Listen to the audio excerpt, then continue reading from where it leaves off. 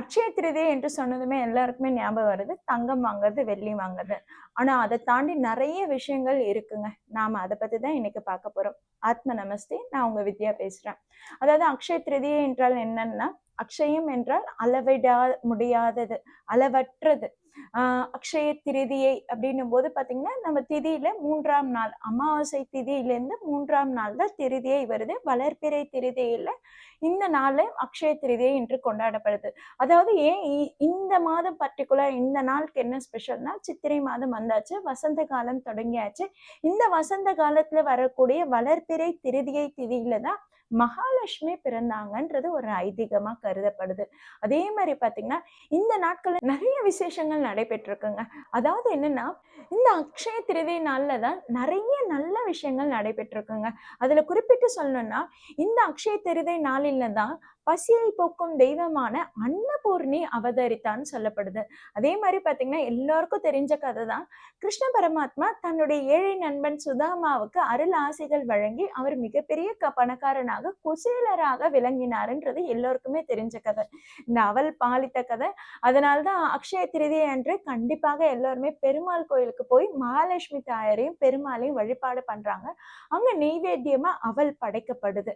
இந்த மாதிரி அக்ஷய திருதிக்கு நிறைய நல்ல நல்ல விசேஷங்கள் சொல்லிட்டு போகலாம். இன்னொன்னு சொல்லணும், அதாவது மகாபாரதத்துல பஞ்ச பாண்டவர்கள் காட்டுக்கு போயிடுவாங்க.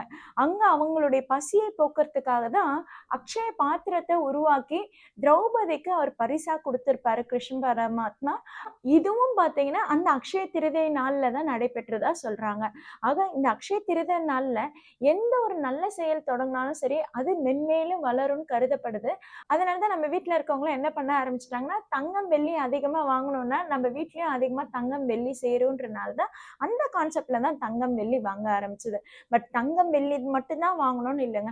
மங்கள பொருட்கள் எது வாங்கினாலுமே சரி, அந்த நாள்ல உங்களுக்கு நிறைய புண்ணியங்கள் சேரும்.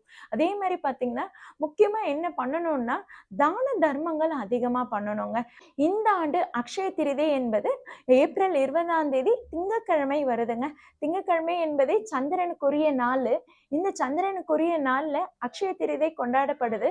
இது மகாலட்சுமி அம்சம் நிறைந்த நாளுன்னும் போது அப்ப பாத்தீங்கன்னா, சர்க்கரை பொங்கலும் தயிர் சாதமும் நீங்க நெய்வேத்தியமா படைத்து ஏழை எளியோர்களுக்கு தான தர்மம் பண்ணும்போது உங்களுக்கு அளவிடாத புண்ணியங்கள் வந்து சேருங்க.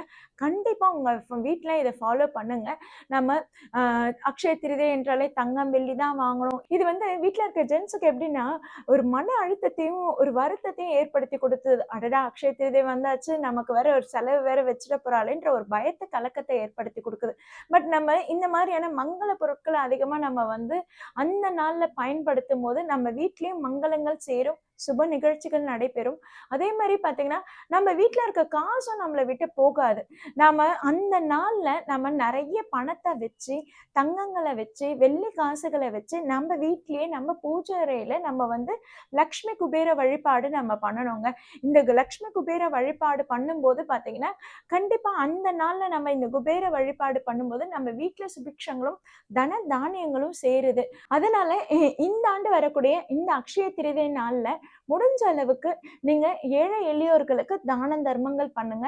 அதே மாதிரி வீட்லயும் லக்ஷ்மி குபேர வழிபாடு பண்ணுங்க. உங்களுக்கு கலச சொம்பு வச்சு வழிபாடு பண்ண தெரியலனாலும் பரவாயில்ல, வீட்டுல ஒரு லக்ஷ்மி படத்தை வச்சு ஓம் நமோ நாராயணாய, ஓம் லக்ஷ்மி நாராயணாய நமகன் 108 முறை நீங்க லக்ஷ்மி நாம மந்திரங்களை நீங்க சொல்லி உச்சரிக்கும் போதும், அதே மாதிரி அன்றைய நாள்ல நீங்க லலிதா சஹஸ்ர நாமங்களை கேட்கும் போதும் பாத்தீங்கன்னா, உங்க வீட்டுல அந்த தனம் தானியம் அதிகமா சேருங்க. இந்த மாதிரியான பூஜையை நம்ம தனியா பண்ணக்கூடாதுங்க. அக்கம் பக்கத்துல நம்மளுடைய உறவினர்கள், நம்முடைய தோழிகள் யாருன்னா இருக்காங்கன்னா அவங்க அனைவரையும் வீட்டுக்கு வரவழைச்சு அவங்களுக்கு மங்கள பொருட்களை தானமா கொடுத்து அந்த பூஜையில கலந்துக்க சொல்லி அவங்களுக்கு நம்ம நெய்வேத்தியமா படைச்ச உணவுகளையும் அவங்கள சாப்பிட வச்சு அவங்களுடைய வயிறார மனதார அவங்க வாழ்த்திட்டு போகும்போது நம்ம வீட்டுல அந்த சுமங்கலி பெண்களுடைய அந்த ஆசீர்வாதம் நிறைச்சு இருக்கும்போது பாத்தீங்கன்னா, நம்ம வீட்டுல சுபிக்ஷம் அதிகமா நிறைஞ்சிருக்கும். இது அக்ஷய திருதி நாள்ல பண்ணும்போது உங்க வீட்டுல மகாலட்சுமியும் தேடி வருவா. உங்க இல்லத்துல மகாலட்சுமி தேடி வரும்போது அப்ப 16 செல்வங்களும் உங்க வீட்டுக்கு சேரும் தானே. அதனால இந்த ஆண்டு வரக்கூடிய அக்ஷய திருதி நாள்ல இந்த மாதிரியான பூஜை வழிபாடு மேற்கொள்ளுங்க. இதை நீங்க பண்ணிட்டு அதுக்கப்புறம் நீங்க பெருமாள் கோயிலுக்கு போய் மகாலட்சுமி தாயாரையும் வழிபாடு பண்ணிட்டு வாங்க. வீட்ல உங்களுக்கு சுபிக்ஷங்கள் நிறைந்து இருக்கும். நம்ம எப்பவுமே இந்த நாள்ல கோயிலுக்கு போயிட்டு வந்ததும் நான் எப்பவுமே சொல்றதுதான், மங்கள பொருட்களான கல்லு உப்பும், மஞ்சளும் கண்டிப்பா பெருமாள் கோயிலுக்கு போயிட்டு நம்ம ஏதாவது வழிபாடு பண்ணிட்டு வரோம்னா, கல்லுப்பும், மஞ்சளும் நம்ம வீட்டுக்கு வரும்போது வாங்கிட்டு வந்தோம்னா, கண்டிப்பா அந்த லக்ஷ்மி நம்ம கூடவே வருவா. நம்ம வீட்ல எப்பவுமே லக்ஷ்மி நிலைத்து இருப்பா. அதனால அன்றைய நாளு நீங்க தங்கம், வெள்ளி வாங்கலைனாலும் பரவால்ல. கண்டிப்பா நீங்க மஞ்சளும், கல்லுப்பும் வாங்கிடுங்க. அதே மாரி ஏழை எளியோர்களுக்கு சர்க்கரை பொங்கலும், தயிர் சாதமும் தானமா குடுங்க. இந்த அக்ஷய திருதி நாள்ல முக்கியமான 3 விஷயம் செய்யவே கூடாதுங்க. என்ன விஷயம்னா, பணத்த விரயம் பண்ணக்கூடாது. அதே மாரி பொய் பேசக்கூடாது. கோபம் அடையக்கூடாது. இந்த நாள்ல நீங்க இந்த மாதிரியான செயல்ல ஈடுபட்டா, அதனுடைய பாவங்கள் அதிகமா பெருகும். அதனால கண்டிப்பா அந்த நாள்ல நீங்க கோபத்த தணிச்சுக்கோங்க. அதே மாரி எப்பவுமே நம்ம பொய் பேசாம இருக்கிறது தான் நமக்கு வந்து எப்பவுமே நான் சொல்லுவேன் பார்த்தீங்களா, த்ரோட் சக்ரா ஆக்டிவா இருக்கணும். த்ரோட் சக்ரா நம்மளுடைய கண்ட்ரோல்ல இருக்கணும்ன்னும் போது, அப்ப அந்த இடத்துல நம்ம பொய் பேசக்கூடாது. நம்மளுடைய வார்த்தைகள கவனமா பயன்படுத்தும்போது, அப்ப நம்ம வார்த்தைக்கு அதிகமான மரியாதை ஏற்படும்.